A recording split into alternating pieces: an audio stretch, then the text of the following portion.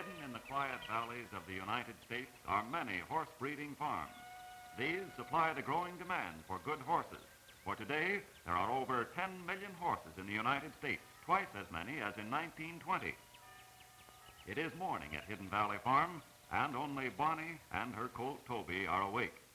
Bonnie wants everyone to get up. She is the pride of the farm, as she is a grand champion and was imported from France. In Paris, she was judged one of the 10 best percherons in the world. Bonnie is her pet name.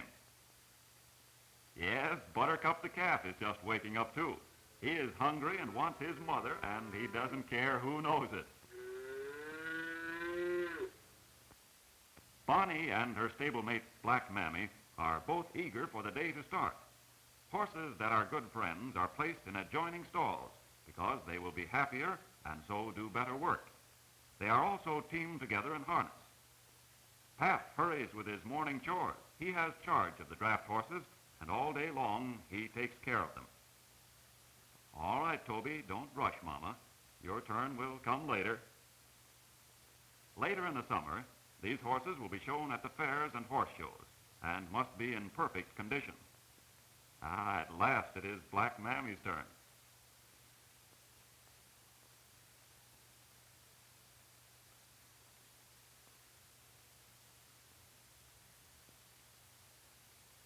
Bonnie watches all that goes on as the farm wakes up. Gallant Knight, the big stallion brought from France, is being taken out for exercise in his own paddock.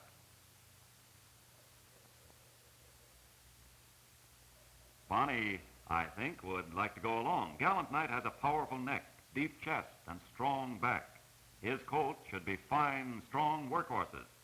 Stallions like this raise the standard of horses on American farms. Well, Bonnie would like to go out to pasture with him, but her turn will come later. And there he goes.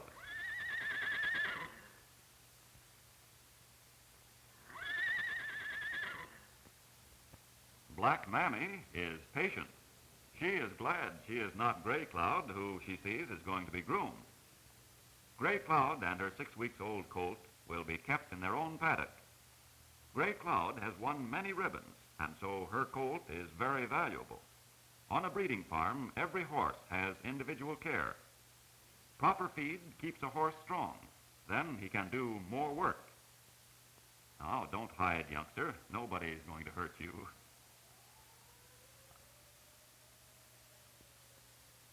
A colt can stand a few hours after it is born and soon runs around like an old-timer. As in everything else, there is a correct way to groom a horse. John uses a curry comb, a brush, and a cloth. The rubber curry comb cleans out the dirt without scratching or irritating the skin. The brush takes off the dirt, and the cloth smooths down the hair. Yes, colts, like babies, need many naps. John begins at the head and combs Gray Cloud's forelock and brushes her head. Then, with a few expert sweeps of the brush, he cleans the back and sides. Legs and ankles receive a good grooming. The fetlocks, the hair on the ankles, are well combed. Gray Cloud knows that John is caring for her, and so she stands patiently. And John is mighty proud of the fine coat of this champion mare.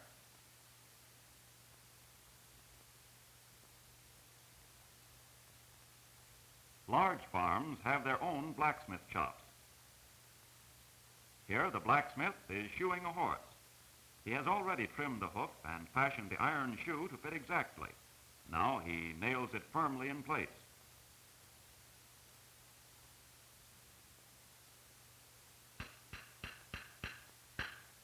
This does not hurt the hoof, which is a horny material like our fingernails.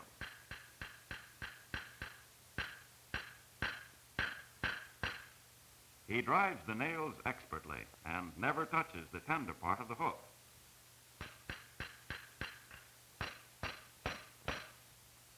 With a quick twist of the wrist, he breaks off the nail and fastens it. Horseshoes should be replaced regularly, for without shoes, the hoof would split and wear down to the tender quick when working on hard roads. When turned to pasture, the shoes are removed to rest the feet, and also the horses are less likely to injure each other by kicking. Rough edges are smoothed with a file or rasp, and the job is finished.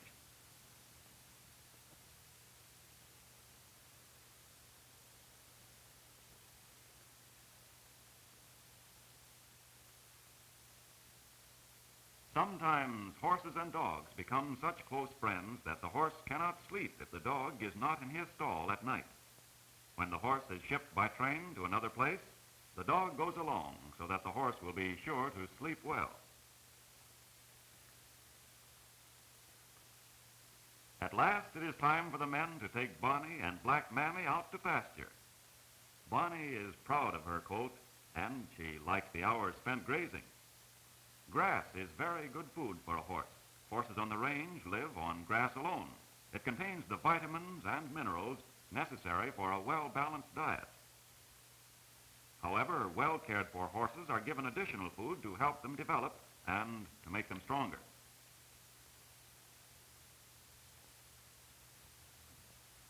Bonnie watches her friends as they are brought in from pasture to do the afternoon work on the farm. These horses will change places with the horses which have been working all morning. Hidden Valley Farm raises many different kinds of horses, including Percherons, Belgians, Tennessee walking horses, and Kentucky saddle-bred horses. Most of these are Percherons, a breed of heavy workhorse. Many of these were imported from France. Several are worth thousands of dollars. These draft horses are built for power, not speed. They must have weight to haul the heavy loads. They weigh between 1,500 and 2,000 pounds. The horses are driven in carefully to avoid excitement and injury. In the paddock, the men examine each horse for injuries that might need attention, and those that need treatment are separated from the others. On a breeding farm, most of the herd are mares. They do the farm work, but are also used for breeding. After the noon feeding in the paddocks, those not needed for some reason will again be turned out to pasture. Come along there, youngster. Bonnie is hungry and anxious for her noon dinner. Pap brings her a mixture of oats, barley, dried beet pulp, and molasses. She has the best of everything because he is getting her in top condition for the coming fair. Well, that does taste good, doesn't it, Toby? Yes, little Toby starts eating the same food as his mother when he is a month old. He will also take milk from his mother until he is 6 months old, and then he will be weaned. Baby colts take milk from their mothers about once an hour.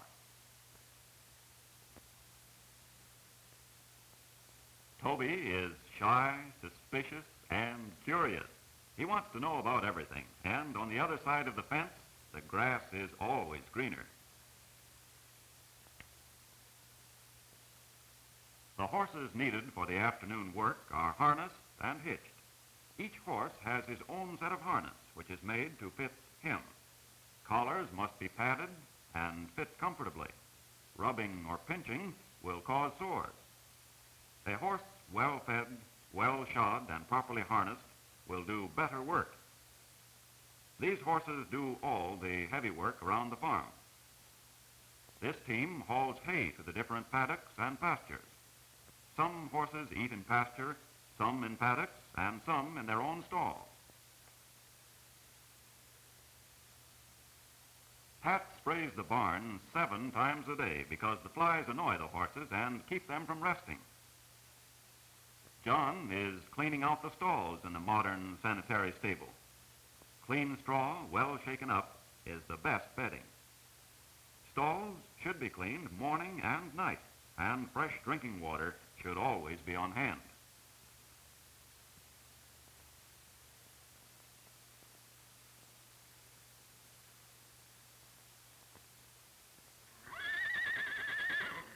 Now it is time to bring the horses in for the night. Bonnie is glad to return to her comfortable stall where her supper is waiting. Toby will sleep in the stall with his mother. Hurry up there, young fella. Many of the horses will spend the night in the pasture. Some sleep lying down and some standing up. There she goes, the pride of Hidden Valley Farm, a champion in her own right and the mother of champions.